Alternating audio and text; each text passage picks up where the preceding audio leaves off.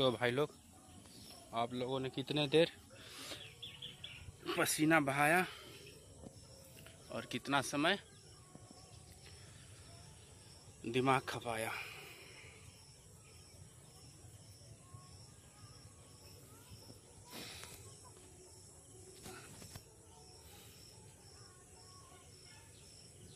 क्या पसीना बहाने और दिमाग खपाने से कुछ मिल रहा है? बिल्कुल। पसीना बहाना से हमारा शरीर फिट, फ्रेश और स्वस्थ रहने की संभावना है। और दिमाग खपाने से या तो शांति मिलेगी या मन व्याकुल होगा, बेचैनी मिलेगी।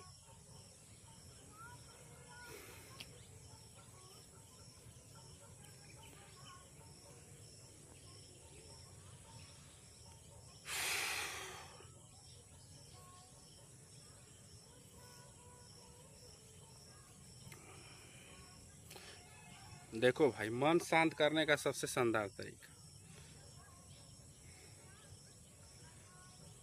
मन दुख हमें क्यों होता है मन के अंदर? क्योंकि हमारा जो मन है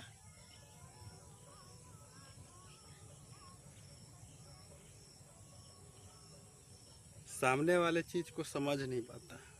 समझो कि जो सामने चीज है जिसमें हमारा मन गया, वो हमारे लिए कितना सही है और कितना गलत। बस उसी आधार पर रिश्ता रखो। मान लो ये जो घास का पौधा है, ठीक। अब हम कहें कि इसको जीवन भर बचा के रखेंगे, इसको इसी तरह रखेंगे, बहुत सुंदर लग रहा है, सुंदर दिख रहा है, तो हमारा क्या हो गया? ये सही से देखना नहीं, हम इसको गलत तरीके से ट्रीट कर रहे हैं। क्योंकि ये हम जानते हैं कुछ समय बाद ये समाप्त हो जाएगा। उसी तरह जब भी हम किसी चीज़ से रिश्ता रखें या किसी के बारे में सोचें, तो हमें ये पता होना चाहिए कि वो चीज़ किस तरह से हमसे जुड़ा हुआ है और कितना समय से रहेगा। बस इसी बात को मन में विश्लेषण करना है। कोई भी विचार अगर दिमाग में आए तो उसको विश्लेषण कीजिए कि आखिर क्यों आ रहा है, इससे हमें कितना लगाव रखना है, कितना लगाव नहीं रखना है। बस यही है, और कुछ अध्यात्म या कुछ ग्रंथ पढ़ने की ज़रूरत नहीं है। अगर आप पढ़ना चाहें तो और दिमाग आपका विकसित होगा, आप सोच समझ पाएंगे, ठीक। अगर आप यहाँ पर ईमानदार हैं, सोचने में आप ईमानदार हैं, तो 100% है आप आनंदित होंगे और सुखी होंगे, ठीक।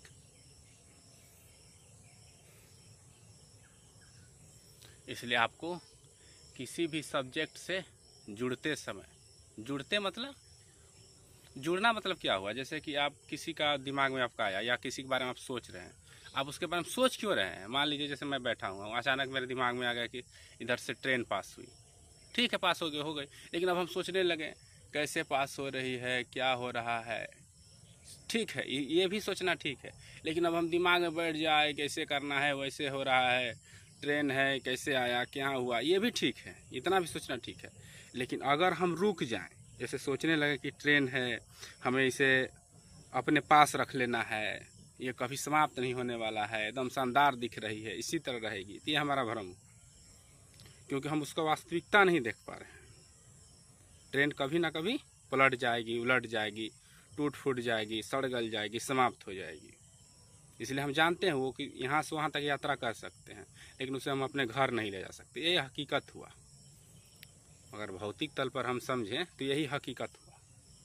वो ट्रेन है, आपका नहीं है, वो सरकारी ट्रेन है, सरकार के द्वारा बनाया गया है, उस पर हम यात्रा कर सकते हैं। अब कहेंगे नहीं, हमको भाई वापस ले चलो, यहाँ से वहाँ नहीं, हमको फिर वापस घर ले चलो, तो ऐसा नहीं हो सकता। ये समझना होगा हमें। ठीक उसी तरह प्रकृति है जो अपने हिसाब से काम कर रही है, बस ये समझ लेना ही ज्ञान है। जब आप ये समझ रहे हैं कि प्रकृति अपने हिसाब से काम कर रही है, तो आपको उसमें हस्तक्षेप करने की ज़रूरत नहीं पड़ेगी।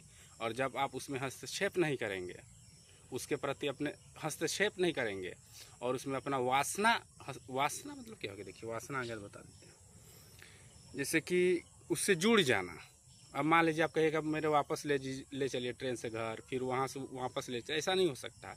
अगर इस तरह हम उसका यूज करने लगे तो वही एक तरह का वासना हो गया। ठीक, वासना मतलब होता है किसी चीज़ से जुड़ जाना, छोड़ नहीं पाना। माया वासना एक ही समझिए। ठीक, तो उसको छोड़ नहीं पाना, हमको पता होना चाहिए कि कब छोड़ना है और कब पकड़ना है। ठीक, तो इस तरह से बस इतना ही ज्ञान है। बाकी बात हमारा शरीर भी उसी में आता है। हमारा जो शरीर है इसको भी एक दिन नष्ट होना है। जब हम ये समझ लेते हैं तो हमारा मन धीरे धीरे मतलब संयमित हो जाता है। कोई भी विचार आता भी है तो हम समझते हैं, सिर्फ हम साक्षी, उसको साक्षी बोला जाता है। जैसे कि हम समझ लेते हैं, लेकिन हमको साक्षी मतलब होता है आत्मा ही समझ लीजिए, ईश्वर ही समझ लीजिए। इसलिए हम साक्षी मतलब आप जब सब समझ जाते हैं तो खुद आपको ऐसा होने लगता है, खुद आपको पता चलेगा। इस तरह से आपको पता नहीं चल सकता है। साक्षी ऐसा है, समझ लीजिए आत्मा ऐसा है कि जिसको आप तो जानते ही हैं, आकाश पृथ्वी कुछ भी उस पर मतलब प्रभाव नहीं डाल सकता है। ठीक, तो साक्षी आपको दो ही चीज़ करना है बस। आपको ये समझना है, सोचना है कुछ देर।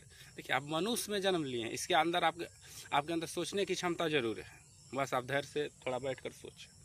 ठीक, अगर आप सोच नहीं पाते, आपके पास बुद्धि नहीं होता तो आप मनुष्य नहीं होते। ठीक, तो यही बात है। अगर आप मनुष्य है तो आपके अंदर कुछ देर बैठकर सोचना चाहिए। लेकिन समस्या यहाँ ये है कि इस कदर लोग भाग दौड़ में शामिल हो जाते हैं, इस तरह कदर रेस में शामिल हो जाते हैं कि उनके पास बैठकर 5 मिनट सोचने का टाइम भी नहीं मिलता। अरे आप खुद को कम से कम एक दिन भी तो अलग रखो और देखना दिमाग में कैसे कैसे मन शांत होता है। खुद आपको पता चल जाएगा आप कितने पानी में हैं और आप क्या कर रहे हैं दिन भर। ठीक, तो व्यर्थ की चीज़ों से न जुड़े, और जुड़ते भी हैं, जुड़ना मतलब कि व्यर्थ की चीज़ों में शामिल न हो, और अगर शामिल भी होते हैं तो आपको ये पता होना चाहिए। ठीक, बाकी बात तो हम जो है, हमारे पास जो है पूरा सृष्टि में वही है, हम पूरा ब्रह्मांड हमारे शरीर में है, ये तो आपने सुना ही होगा।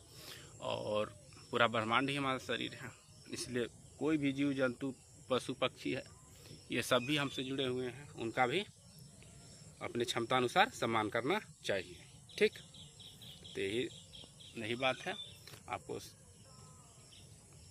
दिमाग से भी थोड़ा मेहनत करना पड़ेगा। अगर आप वहाँ तक उस अवस्था में नहीं पहुँचे हैं तो आपको थोड़ा किताब पढ़िए, अच्छे अच्छे ग्रंथ पढ़िए। आपको बार बार बताता हूँ, थोड़ा न्याय दर्शन पढ़ लीजिए, सांख्य दर्शन पढ़ लीजिए, योग दर्शन पढ़ लीजिए। ठीक, तो यही सिस्टम है। बाकी बात इसी को फैलाने वाले ने बहुत सारा फैलाया है। अगर हम इस पर गाने के लिए निकल जाएं तो ये कभी ख़त्म नहीं होने वाला है। जैसे इस तरह होता है, आत्मा इस तरह होता है, प्रकृति इस तरह है, तीन गुण इस तरह है, इस तरह काम करता है, ये सब जानने जैसी बात नहीं, जानने वाली बात है। इसको हम जान सकते हैं और किसी को समझा सकते हैं और अच्छे से, और समझ भी सकते हैं। लेकिन इतना ही जानने की ज़रूरत नहीं है, बस इतना ही समझ लीजिए कि, लेकिन इतना भी समझने के लिए हमको कुछ जानकारी होना चाहिए, इसलिए आपको पढ़ना भी चाहिए। लेकिन ये बात ध्यान से रखिए सोच कर, और जब ये बात आप सोचने लगेंगे तो आप खुद को जब उससे जुड़ा पाएंगे, इस कदर जुड़ा पाएंगे कि आप उसको छोड़ नहीं पाएंगे। जैसे मान लीजिए आपका कोई रिश्ता है, जैसे आपका पत्नी हो गई, फिर आपके बच्चे हो गए, उसके साथ आप जानते हैं कि आपके बस में नहीं है, ये कभी भी जा सकते हैं, कभी वापस। आप सोचते हैं कि हम रो लेंगे, क्या हो जाएगा, ऐसे कुछ नहीं होगा, हम बहुत सारा पैसा जुटा के करेंगे। अरे आपको समझना होगा कि आप बीच समुंदर में खड़े हैं, आप कभी भी उधर से ज्वार आ सकता है और आपको डुबा ले जा सकती है। इसलिए आपको सभी परिस्थितियों को समझना होगा, और समझना होगा, समझ कर खुद को तैयार रखना चाहिए सबके प्रति। ठीक, अब बोलिएगा कि समय आएगा तो हो जाएगा सब, ठीक है, समय आएगा तो हो जाएगा, लेकिन आपको भी समझना चाहिए और सामने वाले अपने परिवार को भी ऐसी बातें समझानी चाहिए। इससे क्या होता है, आपके बीच एक प्रेम होगा, एक शानदार प्रेम, वही ओरिजिनल प्रेम है, और एक दूसरे को समझ पाएंगे कि आखिर अच्छे से पेश आ पाएंगे, और इस तरह से हमारा रिश्ता भी शानदार होता जाएगा। तो यही है। ठीक है, आप अपना रिश्ते को और शरीर हुआ, प्रकृति हुआ, समाज हुआ, इस सब के प्रति विचलित नहीं होना है। यहाँ पर बहुत प्रकार के बात बोले गए हैं, सब बात ठीक है, इसमें कुछ भी गलत नहीं। यार आपका दृष्टि सही है, आपका ज्ञान सही है, आप विचलित नहीं होते हैं तो आपके लिए सब सही है। ठीक, ज्ञान होना होता है तो एक तिनका से भी ज्ञान हो जाता है, ज्ञान नहीं होता है तो अब मान लीजिए जिसका आँख ही नहीं है, कान भी नहीं है, तो फिर वो क्या करेगा, किताब पढ़ने जाए। तो एक ईश्वर ही ऐसे अस्तित्व हैं जो सबको उपलब्ध है और किसी भी माध्यम से उन्हें प्राप्त किया जा सकता है। बस दिल के अंदर क्या होना, मतलब दिमाग दिल में क्या होना चाहिए, शांति होना चाहिए। प्रत्येक चीज़ों को हमें समझने के लिए तैयार होना चाहिए।